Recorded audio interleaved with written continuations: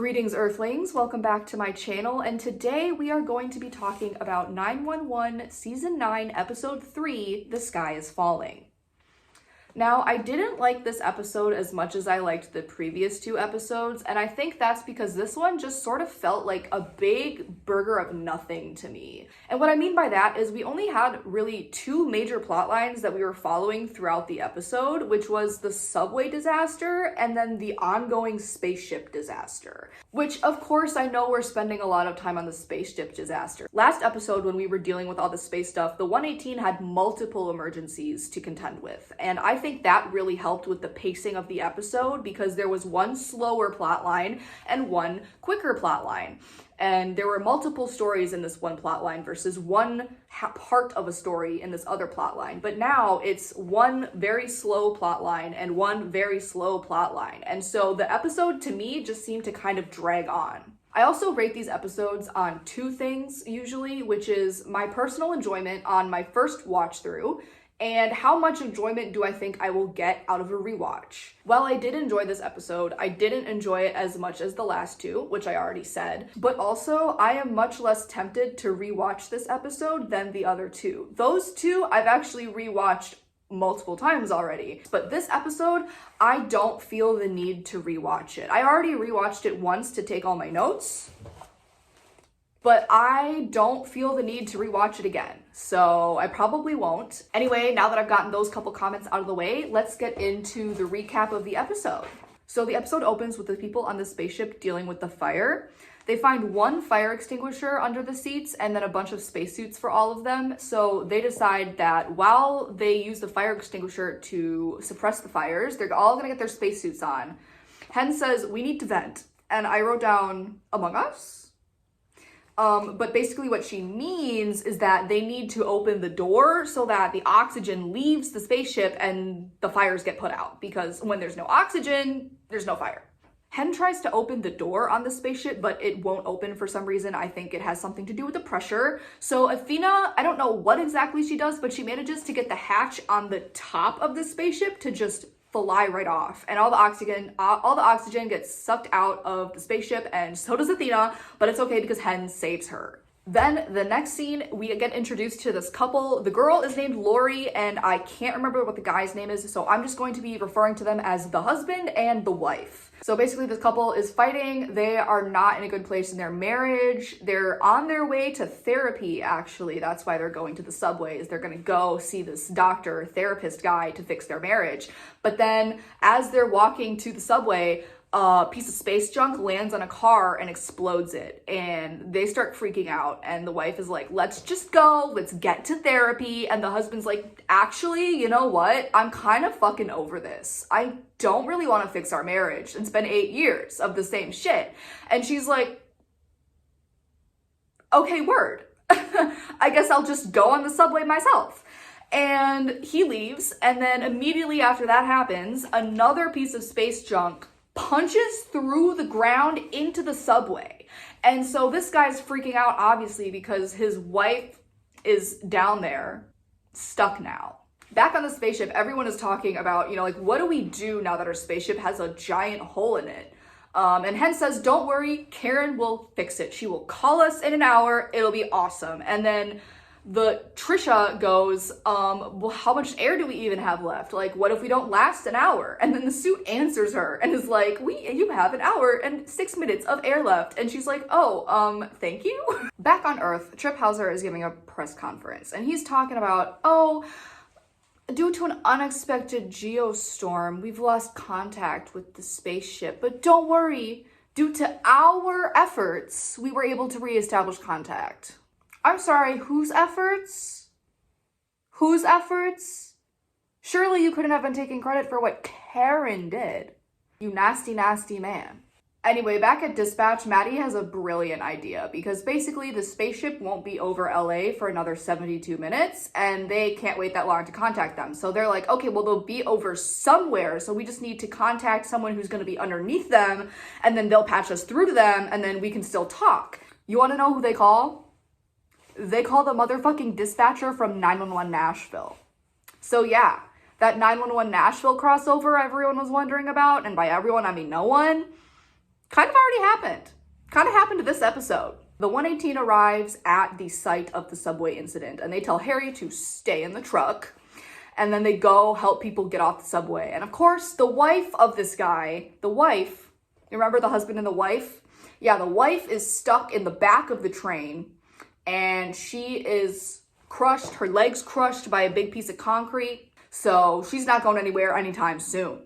They try to get the concrete off of her, but of course it doesn't work, so they just keep trying. Also, the husband worms his way into the train and they start like making up, and it's supposed to be emotional, but I was kind of just really annoyed that he was in the way the whole time, so like that kind of took away from a bit of the emotional impact, because I was like, get this man out of here. Get this man out of here. The situation only gets worse because then there's water on the tracks and water from a pipe that is going into the train. So this girl is now in danger of drowning. She then starts freaking out, talking about, oh my God, I can't breathe. And they think maybe she nicked an artery. And then the dude starts freaking out and he has to be removed from the situation, which honestly, he should have been removed a while ago. Back in Nashville, Cammie, aka the 911 Nashville dispatcher, connects Maddie and Karen to Hen and Athena and the people in space. So now they're talking again, which is great. Karen and her pal from PAL decide to send them to the ISS, which for some reason they don't think to check if they're actually able to dock in it. They're like, oh yeah, you can dock, it's fine, we'll just send you to the ISS. But of course, then later they realize, oh, you can't dock at the ISS, which is just another problem to solve. Buck brings the husband up to the surface and brings him by the truck where Harry is outside on his phone and he's like, oh, I got better service outside. And Buck is like, I literally don't care, go in the truck. Harry's kind of pissed because he's like, I've been relegated to the position of babysitter. That's kind of unfair. And then Buck's like, hey man, this dude is literally going through the same thing that you're going through. Sue me if I thought you could help. And then also get back in the truck. And can I just say, I absolutely loved that Big Brother Buck moment. It was beautiful. Karen calls the kids and basically is like, hey guys, your mom will be fine. We're sending her to the space station. And they're all like, yippee, that's so great. And then a woman who is bleeding profusely from her head walks into the station. And they're all like, oh my God, we need to like help this woman. So they go help the woman. What I wrote in my notes here, because there really wasn't that much interesting to say, is meanwhile, everything is going wrong for 118. Trying to drain water won't work, Jack won't work. Which, yeah, that's pretty much all I have to say about that scene, is that they're trying to drain the water from the train by breaking the windows and like sawing a little hole in the metal, but that won't work because there's stuff blocking it and the windows are up too high. And then Robbie's trying to get the jack to like push up the concrete and the jack just isn't working. So shit's not going well for them. Meanwhile, back at the dispatch center, Karen is talking the space homies through flying to the ISS, and she's using the phone as a remote control. That's right, you guys. And if you thought last episode was bad for realism, now we have people controlling a literal spaceship using Hen's cellular device like a remote control. Which there was actually a really funny exchange during the scene because Parker goes, oh, the control looks like, that looks like a PS5 controller. And so Athena gives him the control. She's like, here, you do it. He's like, what do you mean? She's like, I only fly passenger jet. That was funny. That was funny. Harry and the husband talk in the fire truck and it's actually a really sweet scene. Again, Harry, I know I said this last video, but he is just absolutely killing it. Both the character and the actor. And I know the character is only killing it because the actor is killing it. But like, can we please just, like that? Yes. Yes. Thank you, Elijah, for just killing this role. Because there aren't very many options left, Eddie suggests amputating the wife's leg. And Chimney does not want to do that. He's like, guys, what would Bobby do? He wouldn't want to do this. But then he kind of realizes that there's absolutely no other choice. And so he sends Robbie to the ER to get a trauma surgeon. And then he goes to talk to the husband. But unfortunately, the trauma surgeon cannot come, even though Robbie tried literally everything, including begging, is what he said. So instead, Chim tells him to just get as much O-negative blood as he can and come back, which he can only get like 1 bag of it, which kind of sucks. Anyway, more people show up the 118 because this girl, for some reason, posted on social media that she got treated at this firehouse. Apparently, she forgot to mention that she was treated by a random like 22-year-old and some children, because everyone decides that they want to come to the 118 now to get treated for their injuries. So May and Mara and Denny are like, shit, okay. The husband does not want to amputate his wife's leg, but Harry's earlier assurances actually help him to make the decision that, yeah, we're gonna have to amputate the leg. As long as she's alive, she can hate me, but she needs to be alive.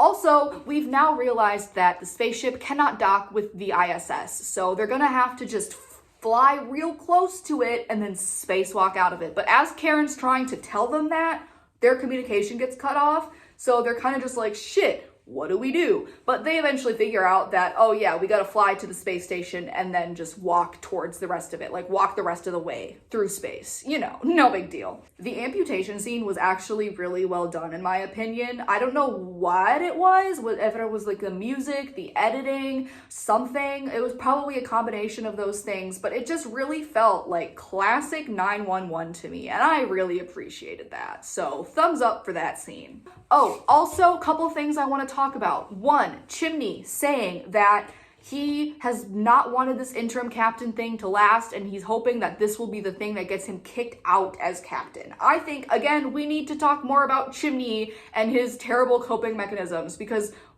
what do you mean this man is trying to get himself fired because he doesn't think he deserves to be captain?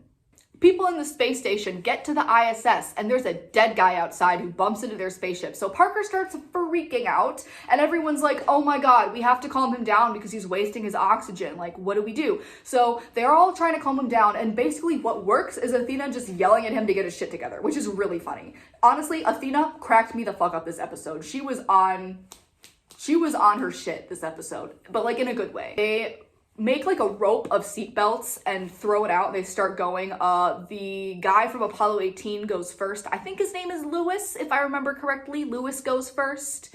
And he ties it to the ISS and he's like, all right, everybody, come after me. And then Parker runs out of air, so he starts freaking out.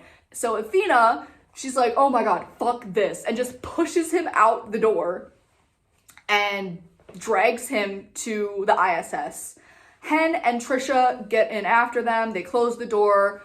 The room fills with oxygen and they take Parker's hat off. And at first I'm like, okay, what are we gonna do? We're gonna do CPR. I was expecting CPR. No, Athena smacks this guy across the face as hard as I've ever seen her smack someone. And she yells, wake up. Holy shit. I had to pause the episode. I was laughing so hard. Anyway, back at the 118, we get a really cute reference to the scene from season 2's Earthquake, where Michael brought Harry and May to the church to help out with people, and they're like, this is what our dad taught us. Our dad taught us to help out during disasters, so of course we're helping out now, which was like really sweet and cute. And then May also got to tell Harry that their mom was like headed somewhere safe and she's probably fine, so they hugged and it was really cute. I also forgot to mention earlier that when May was helping the one girl, her name was like Robin, I think, that came in with her head bleeding. Robin was freaking out. She's like, oh my God, I'm gonna die. And May told her, she's like, no one is dying today. And it reminded me of the scene from the tsunami arc where May was having to stop that woman from bleeding out in the car. And she was like, in a very similar fashion, telling her like, no one is going to die today. You are not going to traumatize the fuck out of me, not right now. And again, I just like the way that May has grown so much, but you can still tell, like, she's still the same character, but she's had so much growth. And I just love that. I love little details like that where like you can see like, yes, of course, like that's where that came from. Back on the ISS, Hen, Athena, and the rest of the space cadets have found the ISS lady that is inside. And she's unconscious, but they help her and then she wakes up. And basically she's like, oh, y'all thought you were safe? Nah, just kidding. Because guess what? We're in the middle of the debris field. And it should be coming around right now. And so then the episode ends with everyone getting battered by space debris in the ISS, and that's it. Hi, don't mention that I'm in a different place right now because we're just gonna go with it, okay? So some of the things I want to talk about before we go. Chimney, first of all, this man needs some therapy. I know I said it last time, but he really needs some therapy. I'm so worried for him. He's doing like self-destructive things now. He's making decisions that he thinks might be bad so that he gets fired. And then also he's saying, you know, like, oh, put the blame on me to the husband. He's telling the husband, if you think your wife is going to be mad at you for amputating her leg, then put the blame on me. And clearly Chimney already blames himself, so he thinks that he's worthy of that blame. And it just makes me really sad. And I want us to talk about that more, because I know we had that talk with him and Eddie where Eddie was kind of like reassuring him, but it clearly didn't work very well. So I think we need more of that. We need to talk about Chimney. Speaking of people who need therapy, Athena definitely is feeling suicidal. She's taking risks that she's never taken before. She's actively making jokes about dying, like that one scene with her and Hen in the bar. And next episode, it looks like she's sacrificing herself because she can't lose anyone else. And so again, I think we need to talk about her, not like active suicidal thoughts, but she doesn't care if she dies. And I think that is something we need to talk about as well. And I really hope that it gets addressed. Also, fun fact, in the post-episode stills that got released, there was a picture of Athena, May, and Harry all sitting together holding hands. And so I'm assuming Athena makes it back. Otherwise, I don't know what that was. I just really hope that her and her family talk and have a really good discussion, because oh my god, do they need it. It kind of seems like the show is taking us in a direction where either May or Harry are going to be a probie of some sort. I don't know if May might be a paramedic. I'm getting paramedic vibes from her this season. Harry might be a probie. I'm getting probie vibes from him. I don't know, maybe that's just wishful thinking. Tim did say that by the end of episode 3, which I'm assuming he meant episode 4 now, we would understand why Athena still had a connection to the 118. So I'm assuming one of her kids is going to work with them, but that could be wrong. I don't know. Also, I completely forgot to mention the scene with May braiding the woman's hair to keep it closed. I mentioned that they helped her, but I didn't mention how they helped her. And I thought that was brilliant. I don't know enough about braiding hair to know, like, would that actually work? But I feel like it would work. But I just want to take a moment to appreciate that moment from May, because that was fucking amazing, okay? Like, good for her. We love her. That was just gorgeous. Just a couple more things that I wanted to mention that weren't really part of the episode, but were related to the episode. So on Twitter, everyone thought that Buck was gonna sleep with both parts of the couple, and then drama was gonna ensue. That didn't happen. Don't worry, Buck, though. There's still time for you to sleep with both of them. Just let this girl's leg heal first, okay? And then also, Ravi NDE, where was that? Where was that? Because in the trailer, we saw Ravi falling and Buck going like, oh, and then where was that? We didn't see any of that. And I was really looking forward to a Ravi NDE because I love him.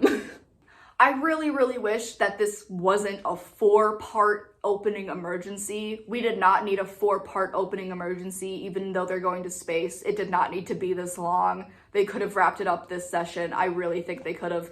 Honestly, they could have just ended it with them getting to the ISS and then have a time skip where, like, they get home. I would have been fine with that, as long as we didn't have a 4-part opening emergency. But that's what we're getting, I guess. That's what we're getting. I shouldn't be complaining, because I thought this episode was actually going to be dog shit because Tim was writing it. So, like, I'm glad it wasn't actual dog shit. But also, I'm a little pissed off because I want the opening emergency to be over. Not that I hate the opening emergencies. I actually like them. I know a lot of people don't like them. So I'm not sure if this is a hot take that I like the opening emergencies. But like, enough is enough. There has to be a limit, and 4 episodes is past the limit. So yeah, if I had to describe this episode in one sentence, I think I would actually just use this tweet. Like I said, it wasn't terrible, but not that much happened. It wasn't very well paced. There were only a couple scenes that I genuinely liked, and even though I didn't think anything was wrong with the episode, aside from a couple interesting bits like, you know, controlling the rocket with a phone, I'm going to rate this episode a 6 out of 10. I don't know if that's too harsh. I am a pretty harsh rater, but I did rate last episode 7 out of 10 and I liked it more than this one, so that's why it's a 6 out of 10. Anyway, that's all I really have for you guys today, so I will be heading out. Thank you so much for watching if you're still here, and I hope that your pillow is cold on both sides when you go to bed tonight. Oh, bye-bye.